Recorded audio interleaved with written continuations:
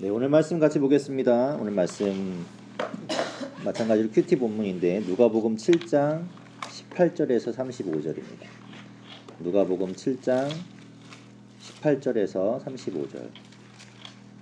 성경책 101페이지쯤에 있을 거예요. 신약 101페이지. 7장 18절에서 35절.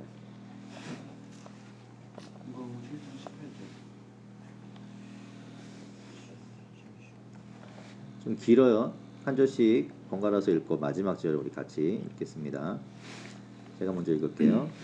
요한의 제자들이 이 모든 일을 그에게 알리니 요한의 그 제자는 그를 불러 주께 보내어 오실 그이가 당신이오니까 우리가 다른 일을 기다리오니까. 아멘. 그들이 예수께 나와 이르되 세례 요한이 우리를 보내어 당신께 여쭈어 보라고 하기를 오실 그이가 당신이오니까 우리가 다른 일을 기다리오리까 하더이다 하니 마침 그때 예수께서 질병과 고통과 및 악이 들린 자를 많이 고치시며 또 많은 맹인을 보게 하시니라. 예수께서 대답하여 이르시되 너희가 가서 보고 들은 것을 요한에게 알리되 맹인이 보며 못 걷는 사람이 걸으며 나병 환자가 깨끗함을 받으며 귀먹은 사람이 들으며 죽은 자가 살아나며 가난한 자에게 복음이 전파된다 하라. 누구든지 나로 말미암아 실족하지 아니하는 자는 복이 있도다 하시니라. 요한이 보낸 자가 떠난 후에 예수께서 무리에게 요한에 대하여 말씀하시되 너희가 무엇을 보려고 광야에 나갔더냐 바람에 흔들리는 갈대냐. 그러면 너희가 무엇을 보려고 나갔더냐 부드러운 옷 입은 사람이냐 그러나 화려한 옷을 입고 사치하게 지내는 자는 왕궁에 있느니라. 그러면 너희가 무엇을 보려고 나갔더냐 선지자냐 옳다 내가 너희에게 이르노니 선지자보다 훌륭한 자니라. 기록된 바 보라 내가 내 사자를 내 앞에 보내노니 그가 내 앞에서 내 길을 준비하리라 하는 것이 이 사람의 말씀이라. 내가 너희에게 말하노니 여자가 낳은 자 중에 요한보다 큰 자가 없도다.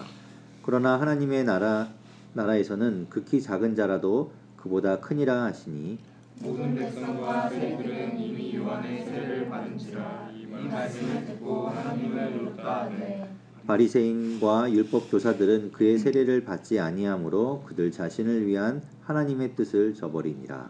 또 이르시되 이 세대의 사람을 무엇으로 비유할까 무엇과 같은가. 비유하건대 아이들이 장터에 앉아 서로 불러 이르되 우리가 너희를 향하여 피리를 불어도 너희가 춤추지 않고 우리가 곡하여도 너희가 울지 아니하였도다 함과 같도다.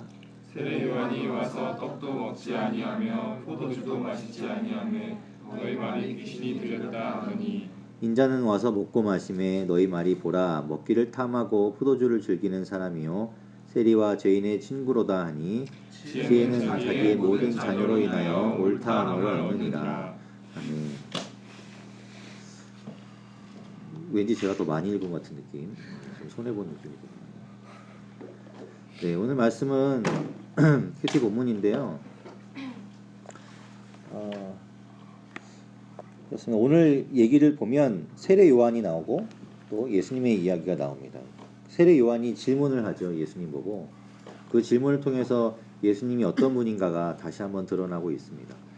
세례 요한의 그 질문 가운데 예수 그리스도가 정말 메시아인지 그리고 예수 그리스도가 어떤 일을 하시는지 그 두 가지 사실이 명백하게 드러나고 있습니다.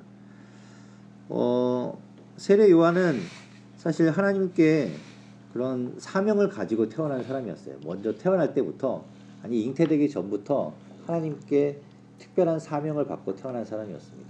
그의 아버지가 사가랴라는 제사장인데 나이가 많아도 아이를 갖지 못했어요. 그런데 어느 날 그 성소에 들어가는 일을 하는데 이제 천사가 나타나서 그 사가랴에게 말하는 거죠. 이게 아이를 잉태하게 될 텐데 그 아이는 앞으로 주의 길을 예비할 자가 될 것이다. 라는 그 말씀을 듣고 그리고 나서 이제 세례 요한이 잉태가 되고 세례 요한이 태어납니다. 그러니까 처음부터 세례 요한은 그 길을 가도록 정해져 있던 사람이에요. 근데 세례 요한이 그걸 거부하지 않아요. 그리고 그걸 자신의 사명으로 받아들이고 평생 그 길을 갑니다.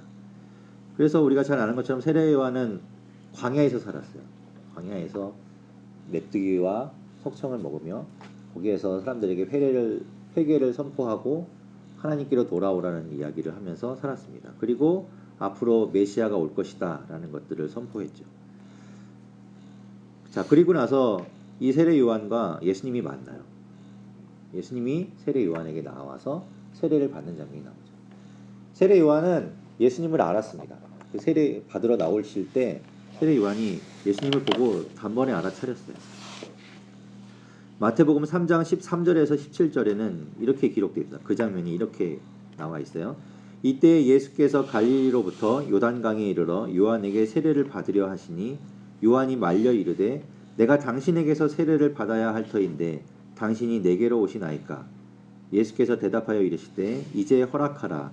우리가 이와 같이 하여 모든 의를 이루는 것이 합당하니라 하시니 이에 요한이 허락한지라. 그래서 예수님께 세례 요한이 좀 자신이 볼 때 내가 과연 메시아에게 세례를 베풀 수 있을까? 그래서 세례를 베풀었는데 이런 놀라운 일이 일어나요. 예수께서 세례를 받으시고 곧 물에서 올라오실새 하늘이 열리고 하나님의 성령이 비둘기같이 내려 자기 위에 임하심을 보시더니 하늘로부터 소리가 있어 말씀하시되 이는 내 사랑하는 아들이요 내 기뻐하는 자라 하시니라. 세례 요한이 옆에서 그걸 봤어요. 아, 정말 이분이 하나님의 아들이구나, 정말 메시아구나 라는 걸 알고 이제 느꼈습니다. 그런데 시간이 지나면서 예수님이 하시는 일을 보니까 의문이 생기는 거예요. 과연 이분이 정말 메시아가 맞을까? 그래서 제자들을 시켜서 가서 물어보라고 하는 거죠. 그런데 당신이 정말 메시아가 맞습니까? 라고 예수님께 물어봤을 때 예수님이 어떻게 반응했는가 하면 화내지 않았어요. 네가 태어나기 전부터 사명을 받았고 그 길을 갔고 내가 세례를 받고 하늘로부터 음성이 들리고 성령이 내려오는 걸 봤음에도 불구하고 네가 어떻게 의심하니? 라고 혼내지 않고 질책하지 않았습니다. 예수님은 그 질문을 다 받아줬어요. 어제와 마찬가지로 제가 드리고 싶은 이야기는 그겁니다. 우리가 신앙생활하면서 묻지 않는 게 오히려 어떻게 보면 문제가 더 될 수 있어요. 왜 그런가요? 이게 맞나요? 묻지 않는 거죠.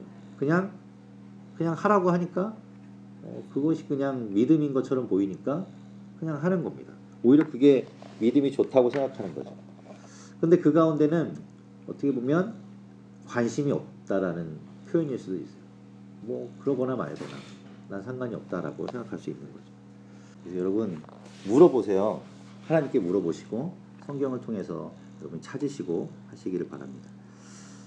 네, 예수님께서는 친절하게 답해 주십니다. 예수님은 그걸 거부하지 않아요. 물어보는 거에 대해서 네가 왜 묻니? 라고 생각하지 않습니다.